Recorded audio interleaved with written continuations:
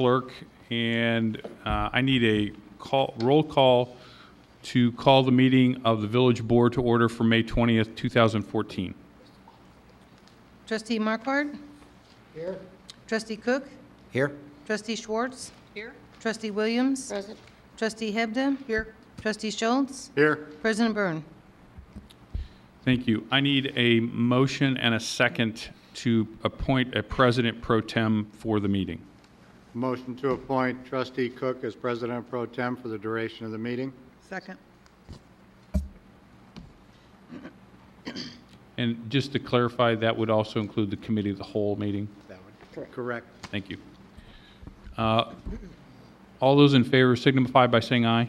Aye. Those opposed? Thank you. All right, we are officially called to order. Would everyone please stand for the pledge? I pledge allegiance To the flag of the United States of America and to the republic for which it stands, one nation, under God, indivisible, with liberty and justice for all.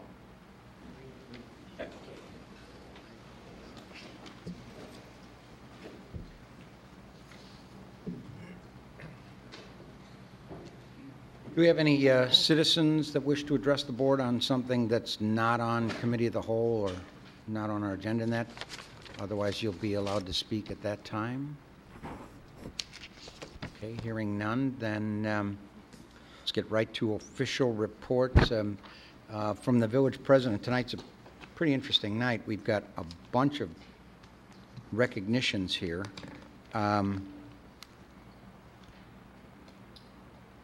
The first one is to recognize the Vernon Hills High School 2014 Worldwide Youth in Science and Engineering team for their state championship. Who's here representing that group? And including students, if you guys want to come on up.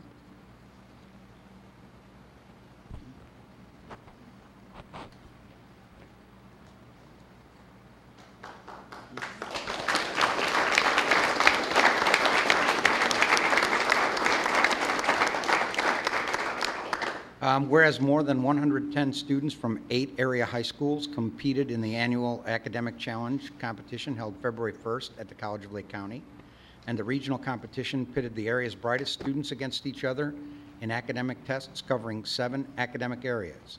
The Vernon Hills Worldwide Youth in Science and Engineering team placed first in the 1500 division and advanced to the North Chicago sectional competition held March 14th at Vernon Hills High School, where they placed first with a perfect 500 to win their division, and head to the University of Illinois in Champaign on April 9th, where out of 18 teams and 292 individuals, they won the state championship.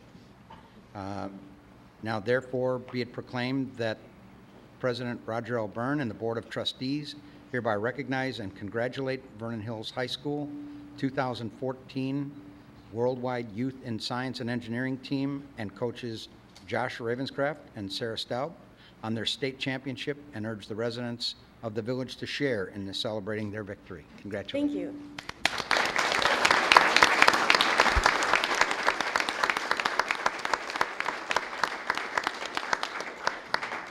Would you like to introduce the people that are here, or have them introduce themselves? We have a couple of handheld mics there. A microphone, yeah. Yeah. Oh, okay.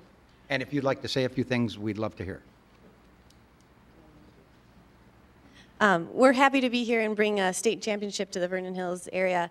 We had a great run, and the state championship was kind of a surprise, but just a most pleasant surprise. We have a lot of individuals here who placed also, and I'm just going to read the names of who I brought with me, and as well as the rest of the team, because I think they deserve to have their name read too.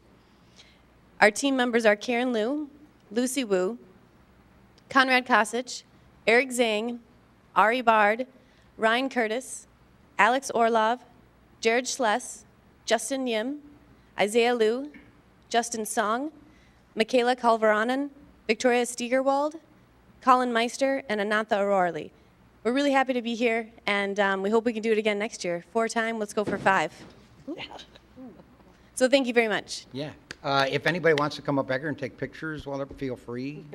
We got a couple up here, so anybody wants to come up, take pictures. And then we have a proclamation for you to take back for the high school, and one for every individual, so. Thank you. Congratulations. Thank you. Great job.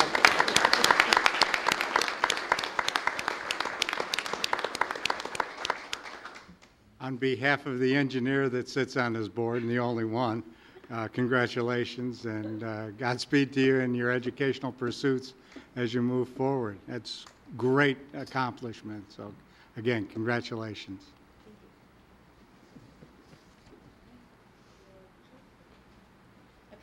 Great.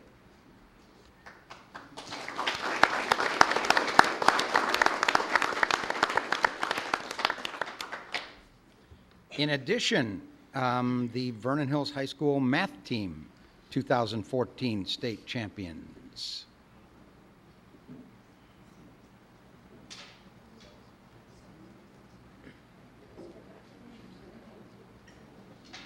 I noticed some of the same people. I think there's the same faces That there. was coming on my back, right, it's great.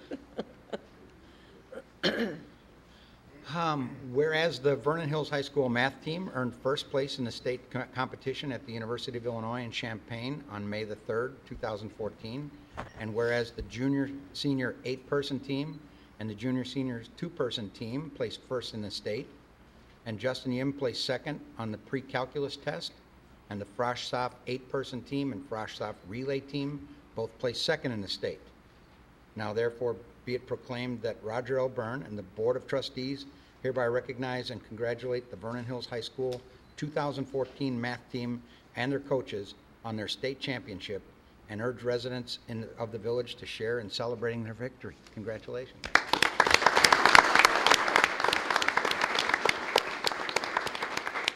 Same procedure. If you'd like to say a few words and introduce some people. Okay, I'll just say a few words and I'll ask them to introduce themselves. Thank you for taking the time to recognize us. This was our goal from the very beginning this year. When we started practice, we wanted to bring home a state championship, so we're so proud and excited. They worked very hard, the students, and did a nice job. I should say I'm Cheryl Ballinger, the head coach. So is this just a roaming one here? Okay. So if you just want to mention your name and we'll just pass it down. I'm Michaela Kumar-Renan, and I'm a senior. I'm Catherine Kaswara, and I'm a senior. I'm Justin Im, and I'm a junior. I'm Ari Bard, and I'm a sophomore. I'm Alex Orlov, and I'm a freshman. I'm Ryan Kurz, I'm a sophomore. I'm Allie Spence, I'm a sophomore. I'm Michael Kaswara, and I'm a senior. Super job, guys.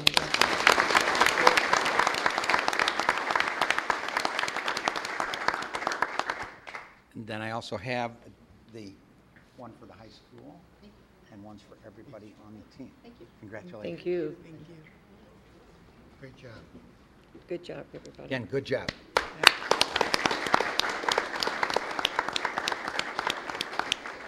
I know several other board members, we've had this discussion.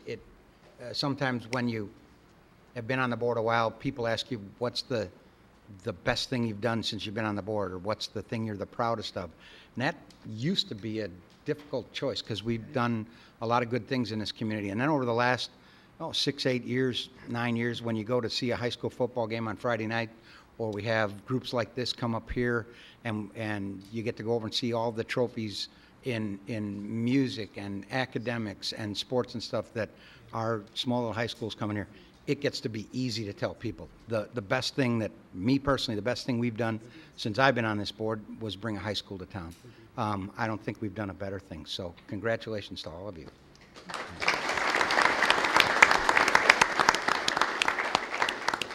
And speaking of education, I think this person had a number of those students. Mrs. Benton, would you come up here, please?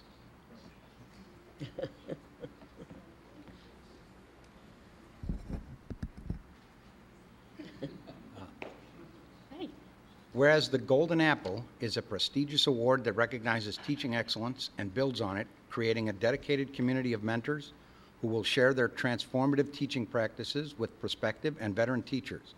Mary Benton, art teacher at Hawthorne Middle School, was one of 10 teachers selected from a pool of 620 nominations and 272 applicants representing 4th through 8th grade teachers in the Chicago metropolitan area. She is the only recipient in Lake County. Whereas Mary teaches her passion, the classroom is her artistic element where she is meant to be. Her art room is not just a classroom. It is a true art studio. What is not displayed there is exhibited throughout the school. Whether painted ceiling tiles, permanent paintings on the walls, murals in the hallway, or display cases showing sculpture or pottery, art surrounds Hawthorne students every day. Mary instills in her students a love of art, a sense of pride, and through numerous displays lets students know that they and their work are valued and important. As a Golden Apple teacher, Mary will become a Fellow of the Golden Apple, Academy of Educators, which gives her a stronger voice and a larger stage from which to make a difference in education within Illinois and nationally. Now therefore be it proclaimed that Roger L. Byrne, President, and the Village Board of Trustees do hereby congratulate Mary Benton on her Golden Apple Award for excellence in teaching and express our appreciation for her dedication to teaching the children of Vernon Hills.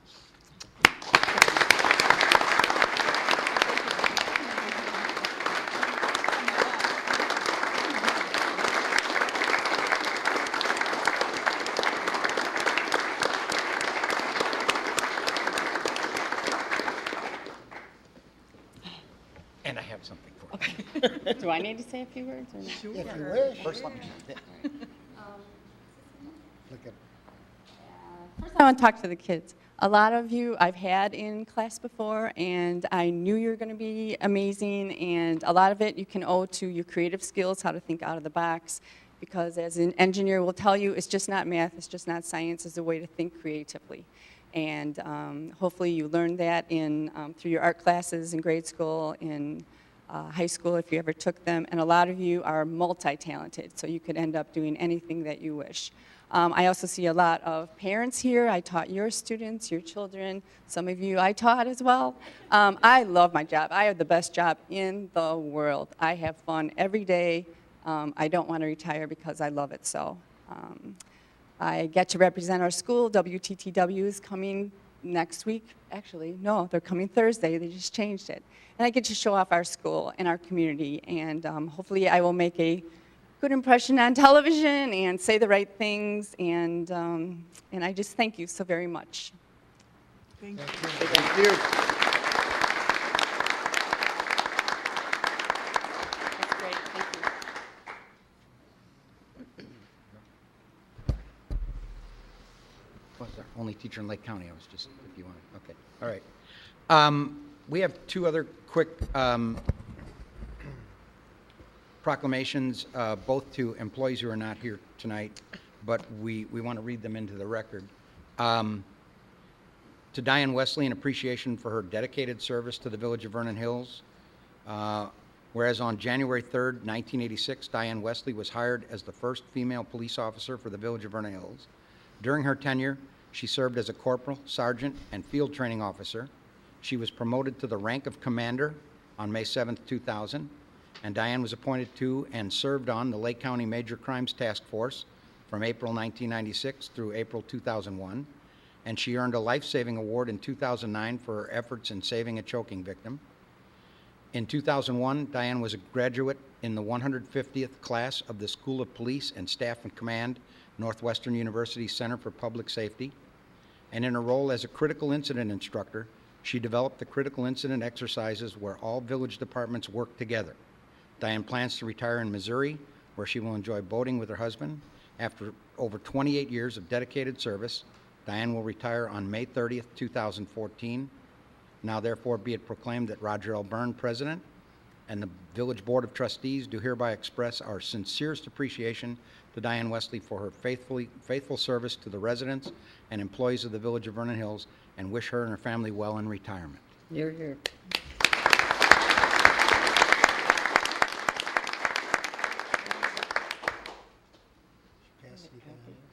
Commander Wesley was unable to be here tonight. Her last day is actually Thursday, and she is packing up the truck, and they are pulling out for Missouri on Friday morning. So she had a lot of things to do this week to prepare for that.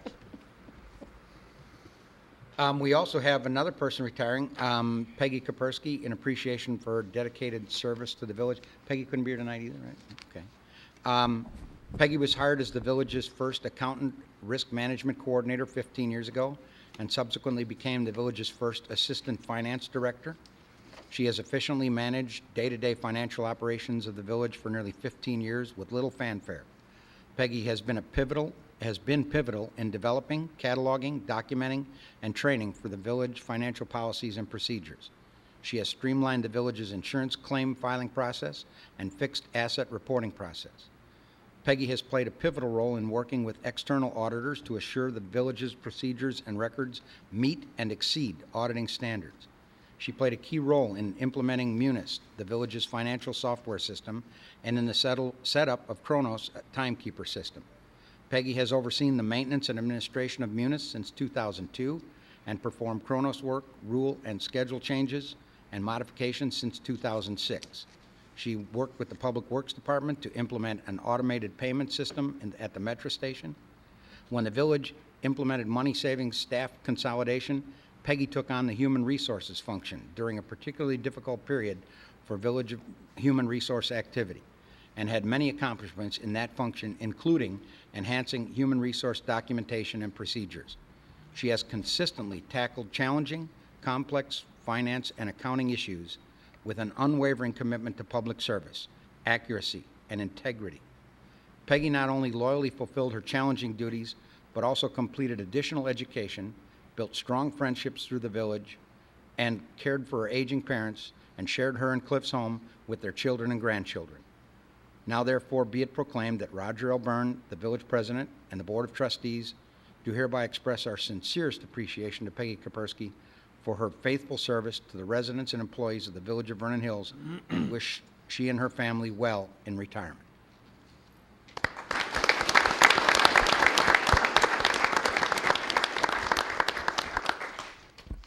Peggy is truly an example of one of the behind-the-scenes players that are part of our staff, and while nobody has probably seen her on camera, and she likes it that way, she has been a stalwart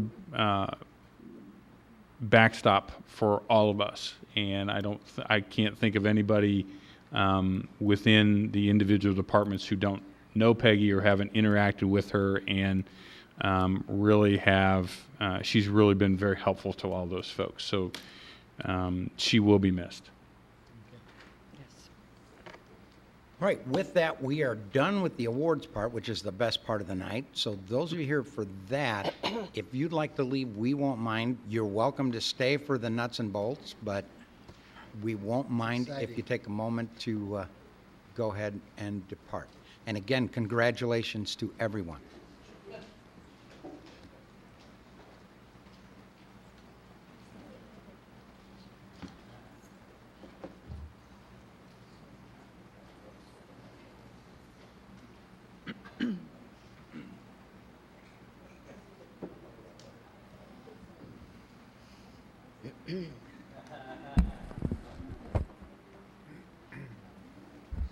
Okay.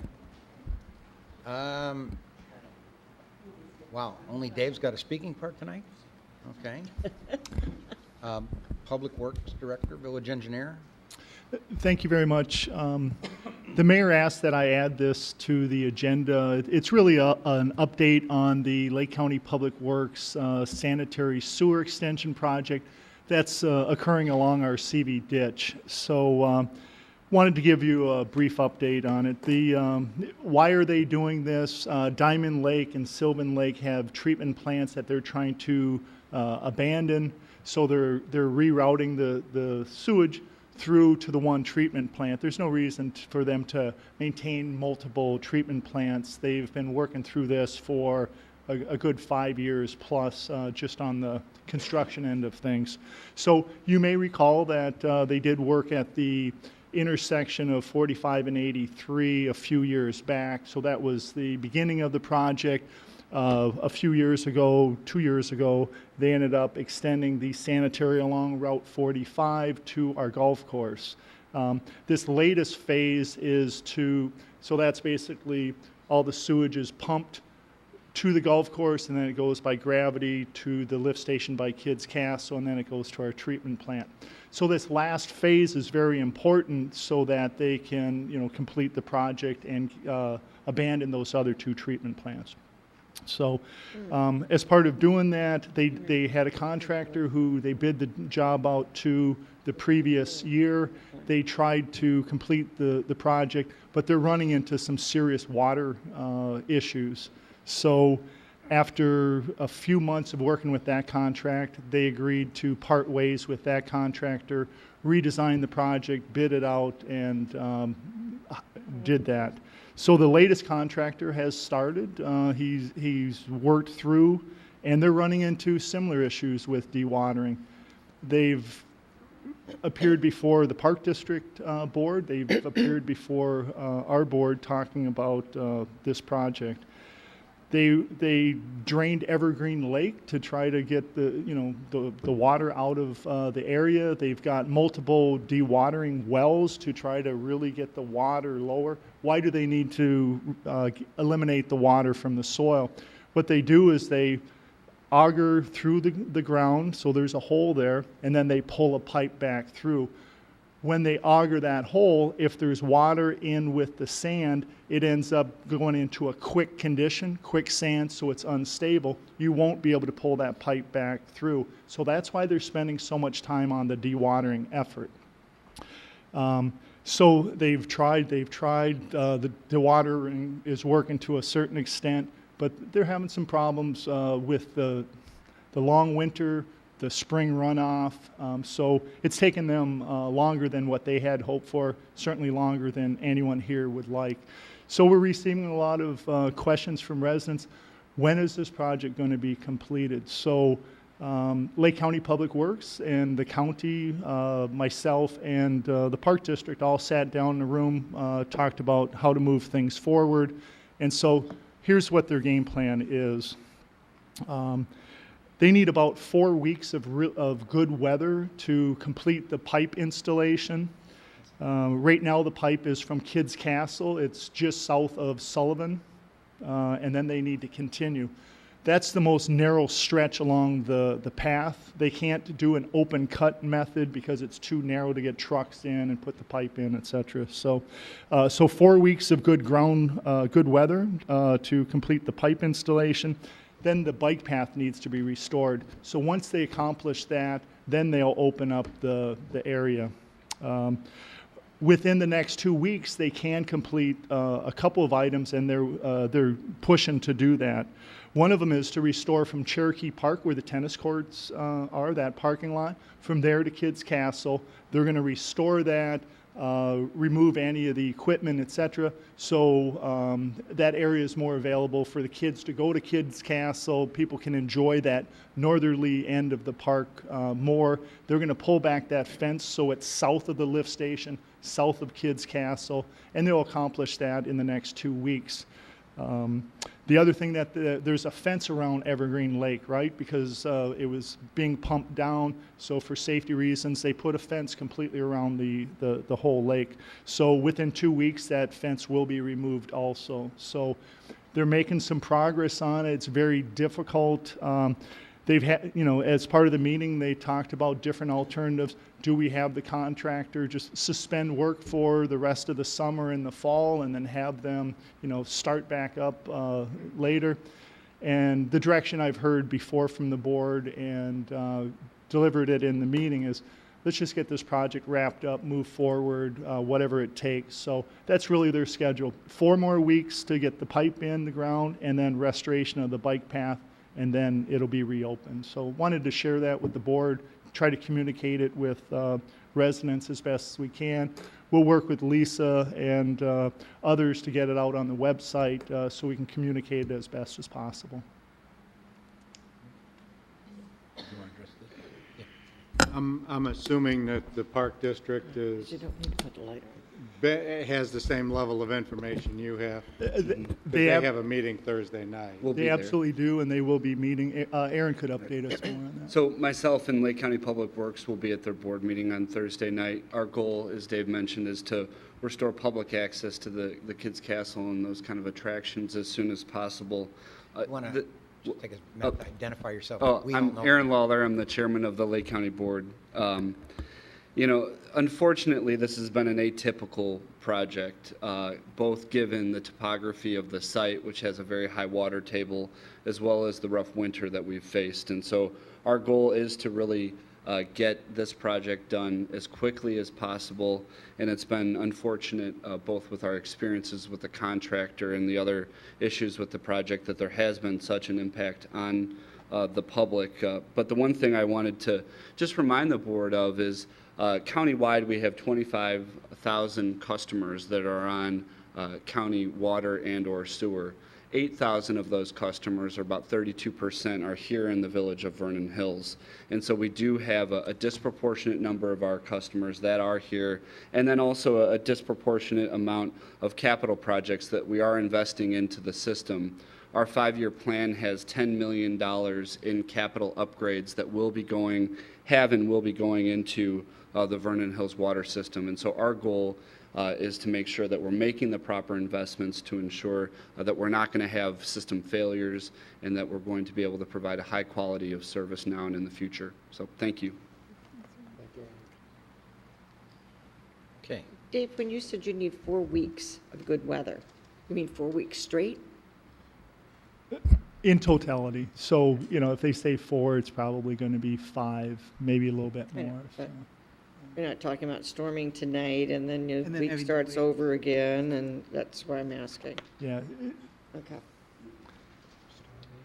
Stormy weather. Yes, the rains will impact their progress.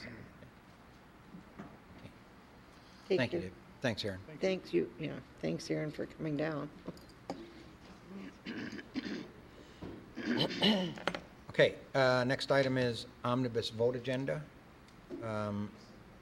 Is there a motion to approve items A through R? Right? Yes, A Yes. through R. So move. Second. Motion second.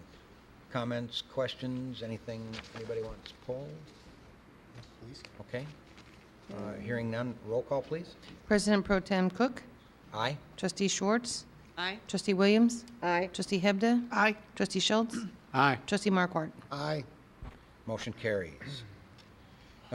Unfinished additional business, approval of Kemper vouchers, list of bills dated May 20th in the amount of $11,255.20. Is there a motion to approve? So made. Second. Motion is second. Comments or questions? Hearing none, roll call, please. Trustee Schwartz? Abstain. Trustee Williams? Aye. Trustee Hebda? Aye. Trustee Schultz? Aye. Trustee Markwart? Aye. President Pro Tem Cook? Aye. Next item is approval and passage of ordinance 2014-020, an ordinance amending previously approved final landscape plan for the Wolf Camera Building located at 357 Town Line Road in the village of Vernon Hills. Question? Okay, go ahead. Have they done the work? No, okay. Because they said they were going to hit it right away, and I went by there, and it's still very overgrown. Motion to approve. Second. I have a motion, a second. Are there any comments or questions? Anything that was changed there? No? All right. Hearing none, roll call, please. Trustee Williams? Aye. Trustee Hebda? Aye. Trustee Schultz? Aye. Trustee Markwart? Aye. President Pro Tem Cook? Aye. Trustee Schwartz? Aye. Motion carries. Okay. Any new business or communication to come before the board? Trustee Hebda. I was talking to Mike Atkinson, and I have a concern about some of the homes in the area that either have been through foreclosure or are owned by a trust. We have a home, I believe, on Alice Court that everything was pulled out, but nothing's been done. So I guess I just want to know what can we do? Because there's several homes that I see, I could give you the addresses, but what are we going to do to try and maintain some of those areas where I know there's no owner, the home is somewhat in disrepair?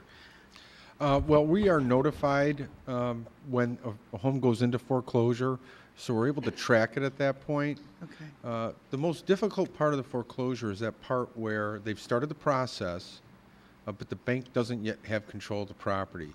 The occupants are either still there but are not motivated to keep up the property because they know they'll be leaving soon, or they've already left the property. So we can keep the property secure, safe for the public. And then we get to the point where the bank has control of the property, and then at that point, we're far more effective in being able to, because now the bank is responsible, require that they do whatever property maintenance is required by our code. So it's something that since the recession, like many communities, there's been an uptick in these kinds of things, and we'll continue to keep track of them and follow up as effectively as we can.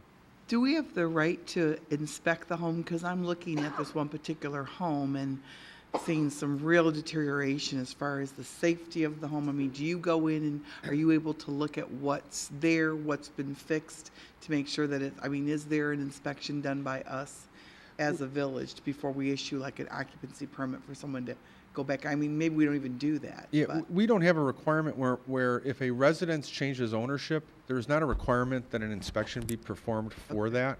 If a home has remained vacant for a period of time, and I think the most recent example I can think of is a home at 105 Memphis, where it's been vacant and we have enough knowledge of the property to know that it is not habitable. At that point, we can sticker the property and, as in the case of Memphis, make sure the building stays secure. Once the bank obtains control of the property and ownership of the property, then we can require that certain repairs be made and that a new certificate of occupancy be issued. So in those kind of cases, the code does give us the authority to follow up, but we don't have an automatic trigger where there's a change of ownership, we do an inspection.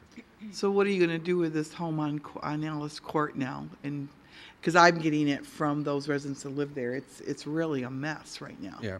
As you've seen it. It's a suggestion with things, because I've done rehab. You've done rehab. The thing is that unfortunately, when the house is left, if you live near a house or see it, take a look at the house. I have to admit, Michael knows of a house that is in my neighborhood that basement had flooded.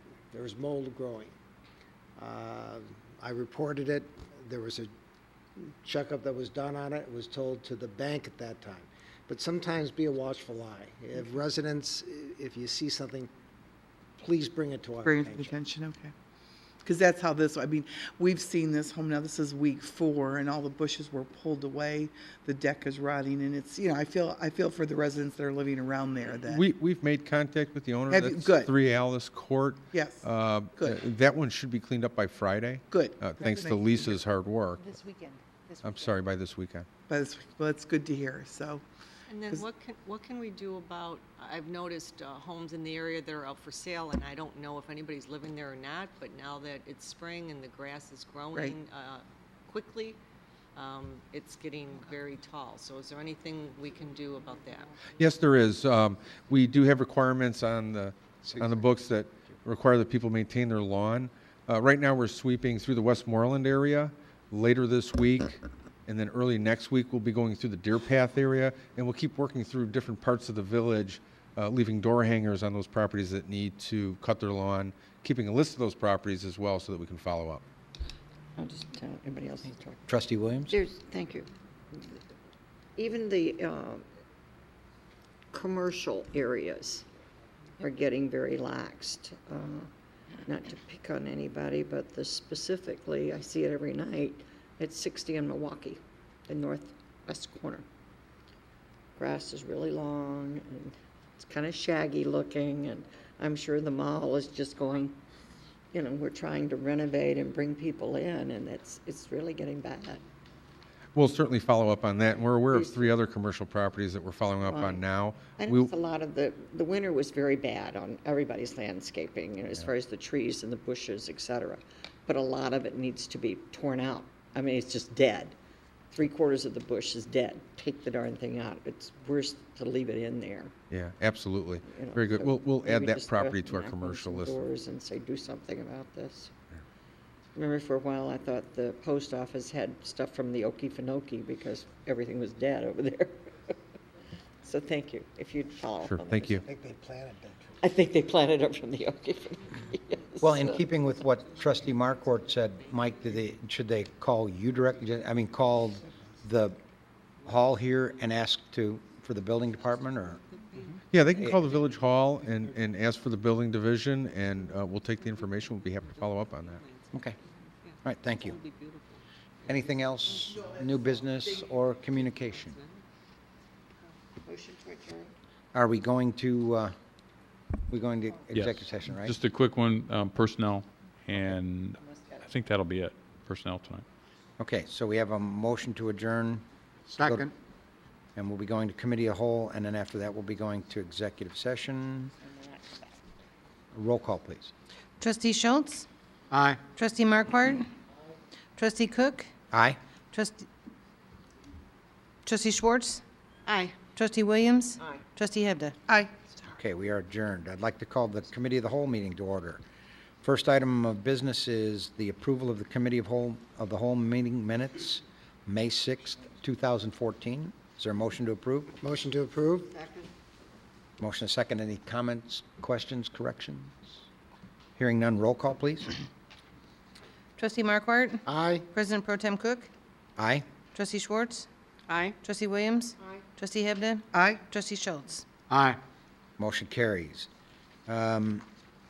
Second item is a request from Mitsubishi for approval of a site plan revisions to allow installation of a 6-panel solar array with related landscape revisions at 500 Corporate Woods Parkway. Thank you. I can give the board a brief update. These solar arrays would be located within an existing landscape bed on the south side of the building, adjacent to the main entrance. These arrays would be operational, and they would be used as a sales aid for their customers.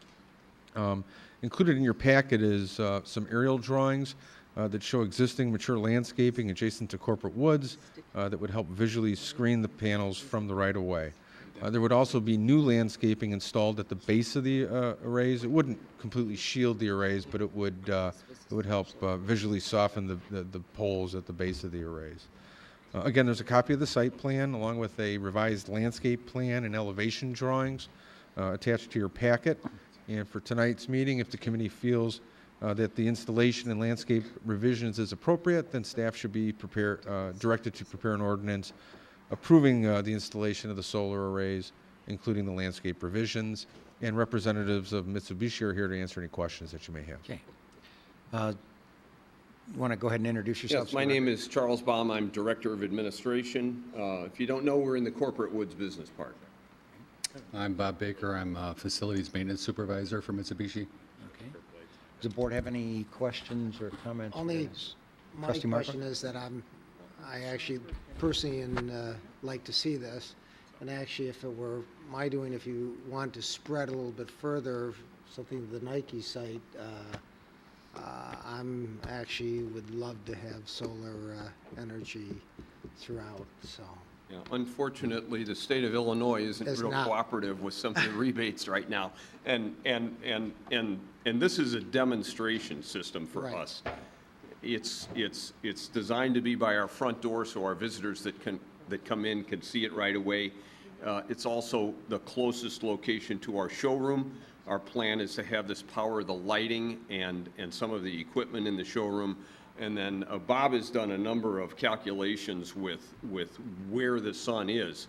And we always think it rises in the east and sets in the west. And it actually, about this time of the year, it starts rising more to the east-northeast. And so this location where we have it can catch all of that sun at the maximum time. So Is it following by clockwise or is it following by a light sensor? It would be actually, clockwise, yeah. it's actually followed by a tracking system. It would be a tracking system that Mitsubishi is developing right now.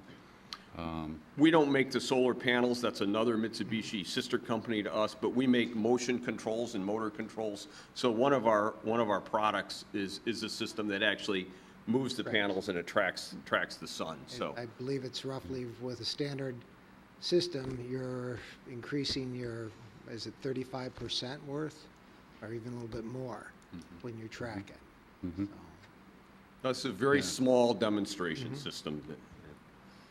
I think Mitsubishi Solar wanted us to do the whole roof, and it was, what, $1.4 million? It's like 4.5 acres of panels. It was crazy. We've had enough problems with our roof. Bob and I aren't really excited about putting all these solar panels on our roof, especially when we have a 17-year-old roof, so. Well, a motion to approve.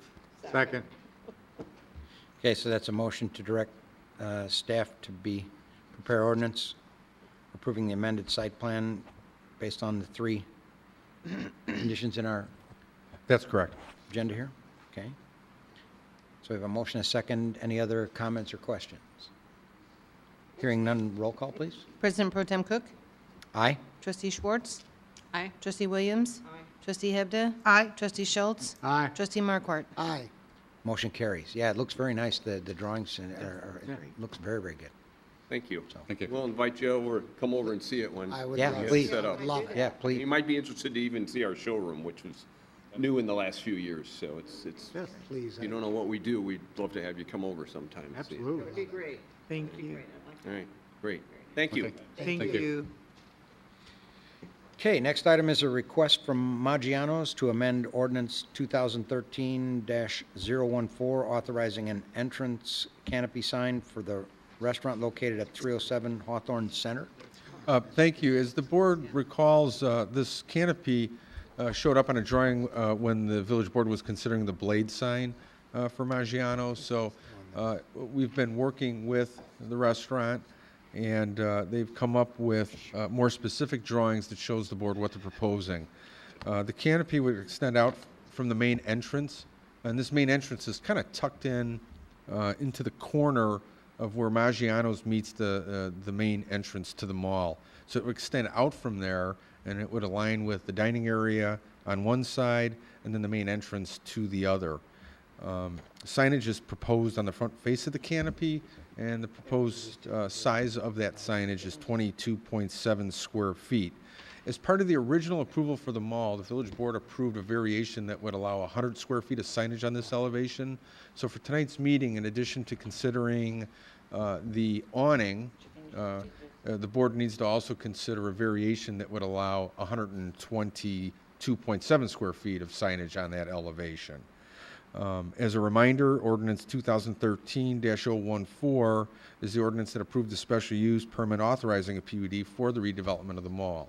So if the board, so for tonight's meeting, the board needs to determine if this new awning and the signage changes the intent of what was a part of that ordinance. If the committee feels the canopy and the sign is substantial and does change the concept or intent of what was originally approved, then the matter should be referred back to the Planning and Zoning Commission for reopening of the public hearing. If the committee feels that the canopy and the signage is consistent with what was originally approved, then staff should be directed to prepare an ordinance amending 2013-014, approving the canopy and signage. Staff believes that the canopy and signage does meet the intent and would recommend that if the board wants to approve it, that it be in accordance with the drawings that are attached to your packet. And a representative of Maggiano's is here to answer your questions.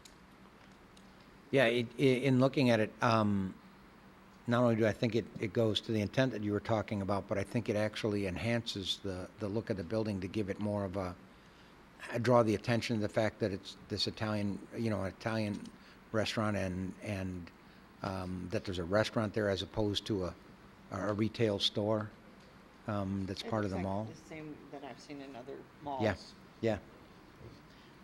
Anybody Makes it easy to find. have? Motion to direct staff to create the ordinance allowing this in accordance with the original intent.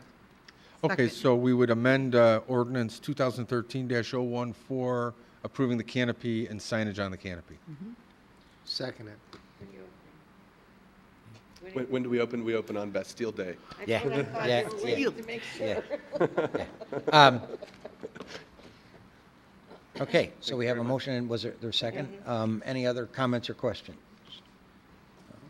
Hearing none, a roll call, please. Trustee Schwartz? Aye. Trustee Williams? Aye. Trustee Hebda? Aye. Trustee Schultz? Aye. Trustee Markwart? Aye. President Pro Tem Cook? Aye. Motion carries. Thank So, you very good. much. Can't wait for you.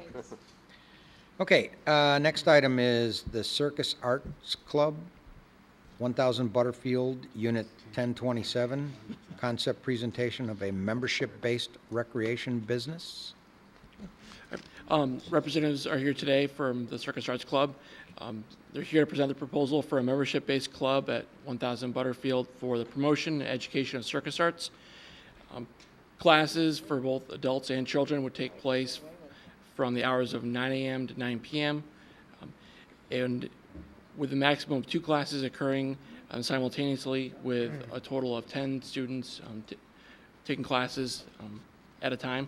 The proposed location is approximately 2,700 square feet, which according to requirements in the property, which is zoned office, research, and development, is 1 space per 200 square feet, which would be 14 parking spaces. The total property is 216 parking spaces, and just for your information, the current property is 46% vacant. Because of the zoning, currently this use is not a permitted or special use in this district, which would require the applicant to request an amendment to the zoning code for a text amendment that would establish a special use, and subsequently request a special use under that specific text amendment zoning provision. So should the committee of the whole feel it appropriate for the proposed location, the petitioner should be directed to appear before the Planning and Zoning Commission for a public hearing. Okay. Could you identify yourselves for us, name and address, and who you're affiliated with? Sure, Jennifer Richard, and I'm the owner-operator of Circus Kazoo LLC, currently operating out of Grays Lake. And I'm Tara McBlain. I'm starting Monkey Aerial Arts, based out of Lake Forest. Okay, any comments or questions from the board? I know, I don't. Well, this is a building space that has quite a bit of empty space in it. It would be nice to start to refill it. It's right, about a block and a half from where I live. And it's zoned. It's got a ample parking lot in that, so I don't see this as being a problem, really. I don't see a problem with it. Yeah, not a fan of clowns. But with that being said, I don't see a problem. Why? Because when I don't know. I don't think they're funny. I was going to be I just don't think they're funny. This is probably more other stuff. Yeah. You can rest assured, you won't be scared. Okay. No, I'm not scared. I just don't find it funny. I mean, I think the key for this item, I should say, is with the necessary amendment to the OR&D section, we're going to have to look at how we tighten this up so that we don't open a clown factory throughout the entire OR&D or clown academy or whatever it is. So, but we'll need to refine that down, and I think we can use the basis for the B1 district, which we've done that in a couple of other places. It's a special use. There are certain requirements, and they'll have to meet those as a part of this. So, but it will require an appearance before the Planning and Zoning Commission to do this. So, Yeah, this is just the first hurdle of a number, and I think this gives Council Kenny a chance to actually say something. Yes, since you're here for concept review, there's no binding effect to the board's comments. It gives you a preliminary indication of what their reaction is, but once you come back and they see the facts and hear all the testimony, then they're free to rule either way. Okay. But at least it gives you a sense of their first reaction. Avoid The only thing I was going to add is that with this being a recreational amenity, that maybe if it all goes through, you could possibly work with our park district to promote some programming. I believe we have other agencies that do that, and this might be a nice way to promote those Absolutely. activities, which I imagine you will look at too. Jennifer currently works with Grays Lake Park District, Yeah. and I work a lot with Perfect. Highland Park I Park think District that would be a nice, currently. right. Thursday night, There, 6:30. yeah, but I know you're in concept, so Building with next door, that, but Park down the District road, meeting. yeah, if that works, I think that would be a nice added thing to do with them too. I have some preschoolers that we could hang by the monkey bars maybe. They need, there, okay, we could do a lot with those kids. No, it's fun. Okay. Very nice. So do we have a motion to direct them to, Yes, I think we have. to appear before Planning and Zoning Commission? So motion is second. Any other comments or questions? No? Hearing none, roll call, please. Trustee Williams? Trustee Hebden? Aye. Trustee Schultz? Aye. Trustee Markwart? Aye. President Pro Tem Cook? Aye. Trustee Schwartz? Aye. Felt like I should have gone on. You Thank will you. give you a little red nose. Last item on the agenda is a request from New Cingular Wireless, PCS LLC, DBA AT&T Mobility, to amend the lease agreement with the village allowing for placement of a generator within the existing enclosure at the Police Telecommunication Facility, 740 North Lakeview Parkway. Thank you. And what's being requested is completely within the existing enclosure at this facility. AT&T is just requesting an additional 40 square feet for placement of a generator.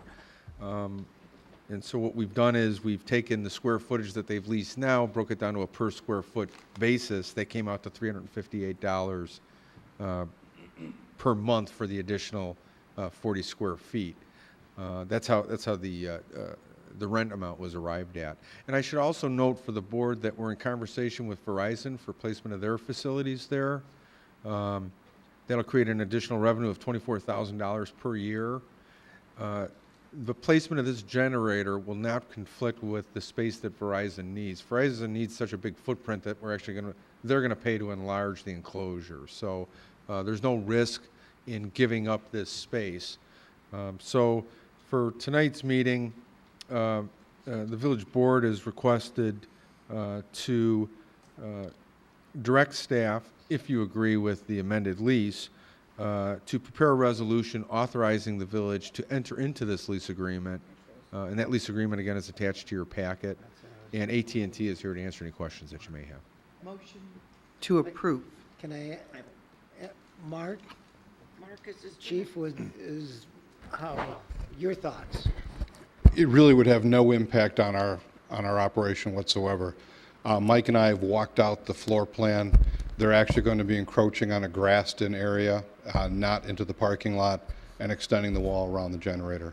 Really will have no effect on our operation. Just to clarify, that's what Verizon will be doing? And then I'm sorry. And then for AT&T, it's completely within the existing enclosure. There's no expansion at this time. I knew we were working with two, I just got the two confused. They're going to extend the wall out into the grassy area? Not him, but the other guy? Not AT&T, Verizon is. It'll extend it further to the west. Yeah, what we'll do, Okay, on the backside. Correct. Exactly. And we're still working with them. We're still negotiating through terms and getting a site plan that works engineering-wise, because they're going to be into an area that was designed for compensatory storage. So we still need to get a lot of details resolved. Once we get to that point, then we'll have it in front of the board for your review and consideration. Okay. The only thing we have within that fenced-in area is our radio antenna tower. Other than that, it's all telephone communications equipment. Trustee Schultz?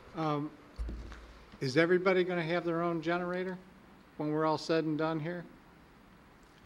Well, the answer is I would think so. The only outstanding one is Clearwire. They have facilities here at the Village Hall, and they have facilities at the police station, and they have a very small generator. And I would anticipate at some point they're going to want to make that generator larger, but they have not approached the village to amend the lease at this time. I guess, if the power goes off, we're going to have all these generators firing up, and it'll be a little noisy. would it be possible? I know you Surprising enough. don't like to share with others, but is it possible just to put one, whatever, 35 kW, what, I don't know what size, I didn't catch what size this is going to be, but It's possible, I mean, They're not that. this is a gas generator, if that makes you feel any more comfortable all with it. right, that's better. And, That's and better. that's what's typically been used in the past. Right. We have one at the Metro Station. There is one here at the Village Hall. And we haven't received any calls or complaints yet. In fact, our generator here is probably 3 times as loud as the one that the providers use. But we can work closely to make sure we understand how much noise is generated. And it's something we can keep a close eye on if that's the board's wish. Yeah, They're not that bad. I mean, I don't have a problem conceptually with it, because I'd rather that they have the backup power to maintain service and provide that level of communication that we all desire, and if the power's out, that we probably all need, but I guess I'm just trying to figure out if there's a easier way to do this, but probably not, so. It would be great to share, but they're not really as noisy. No, right, yeah, a natural gas one is, and you don't have issues with having to stir the diesel and change it out every, whatever, 6 months, a year, whatever.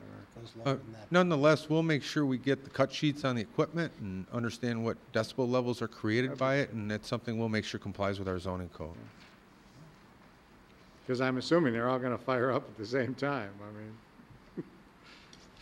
I think that's Well, then, the key. a motion to approve. I did I it think we already. got one of those. No, second. Okay, we have a motion and a second. Any other comments or questions? Hearing none, roll call, please. Trustee Hebda? Aye. Trustee Schultz? Aye. Trustee Markwart? Aye. President Pro Tem Cook? Aye. Trustee Schwartz? Aye. Trustee Williams? Aye. Motion carries. Okay, then in that case, I will entertain a motion to adjourn to go into closed session for just personnel. So moved. Thank you. Thank you. We have a motion? So made. No, we have a motion. Oh, second. Okay, Sorry. we have a motion, a second. Third it. Roll call, please. Trustee Schultz? Aye. Trustee Markwart? Aye. President Pro Tem Cook? Aye. Trustee Schwartz? Aye. Trustee Williams? Aye. Trustee Hebda? Aye. Motion carries. We are adjourned, and we will not be conducting any other business, so good night. We're out of here.